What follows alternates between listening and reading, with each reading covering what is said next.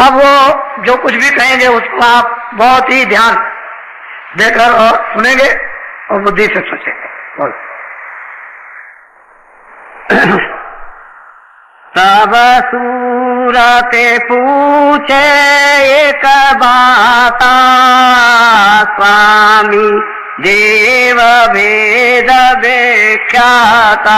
तो सूरत में जो जाग गई मनुष्य रूपी मंदिर में, वो पूछती है कि स्वामी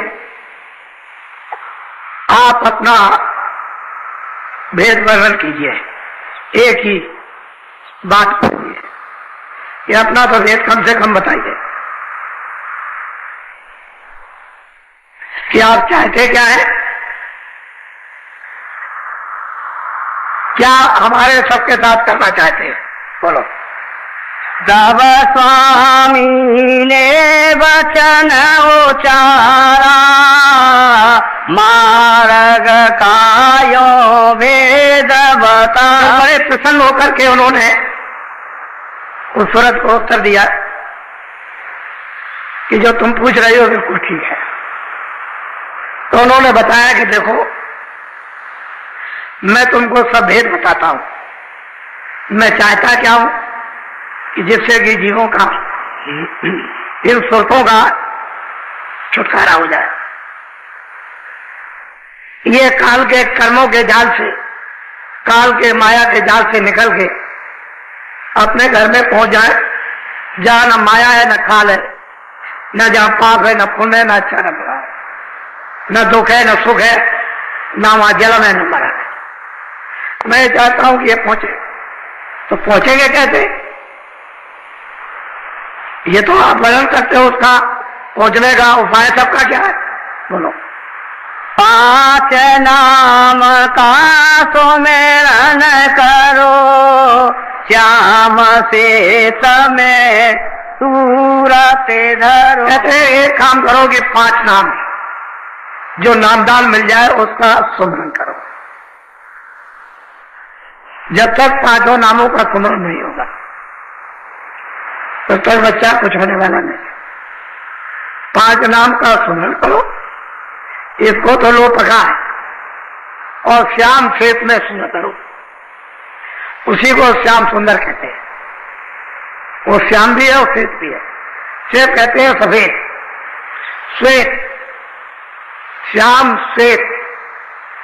शैतल कमल में दोनों रूप है, श्याम भी है और श्वेत भी है।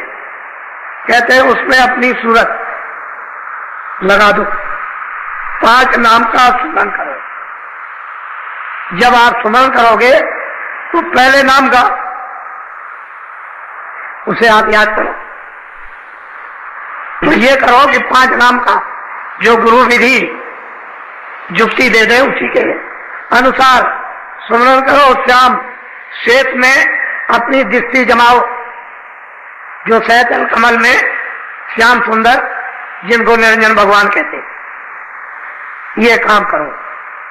जब ये करने लगोगे तो धीरे धीरे सुमरन पड़ी।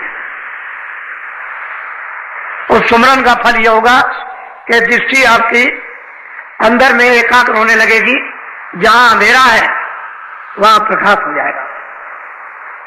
जब प्रकाश हो जाएगा, अंधेरा चला जाएगा, तो प्रकाश में दिखाई देगा, उसमें दरवाजा। गगन में, आकाश में एक बहुत बड़ा आकाश है, उसमें फाटक है। कहते हैं उसमें कैसे टूटेगा, वो फाटक कैसे खुलेगा? श्याम श्वेत में सूरज धरो,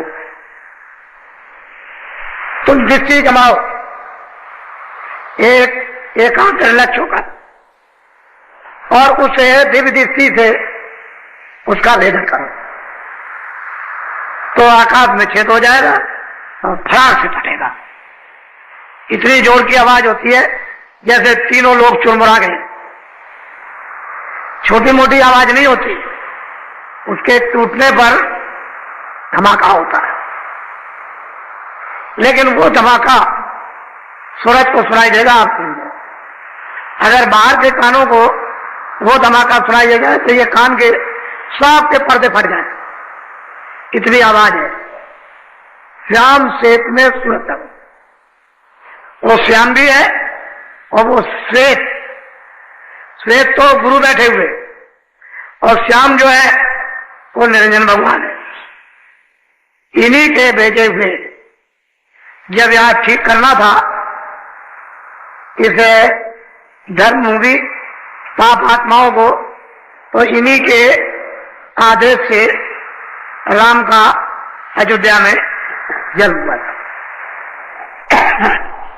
कि जाओ धर्म की मर्यादाएं था और राक्षसों का ये सफाया कर दो। तो निरंजन भगवान के राम अवतार थे। अब वो कहते हैं कि तुम 5 नाम का स्मरण करो और श्याम श्वेत में स्मरण करो। बोलो। प्रथमे सुनो गगन में बाजा, घंटा शंख छाछ। जब तुम्हारी सूरत उस श्याम श्वेत में जब लक्ष्य बना लेगी तो कहते हैं कि प्रथम पहले ही घंटे और शंख की आवाज घनाघन हो गई, सुनाई दी। तब आप इसको मिलाओ कि मंदिरों में क्या होता है। तो ये उसका एक नमूना है, नकल। इन मंदिरों में घंटा शंख बजाते हो, एक नकल है। वो तो निरंजन भगवान के मुख से ही घंटा शंख बज रहा, वहां तो बंद करके होता नहीं। तो प्रथम सुनो गगन में बाजा, बाजे बजे, और इतने अद्भुत आनंददायक मीठे बाजे, ऐसा मालूम होता है कि अमृत से सने हुए। सुनो गगन में घंटा और शंख, ये सुनने को मिलता है।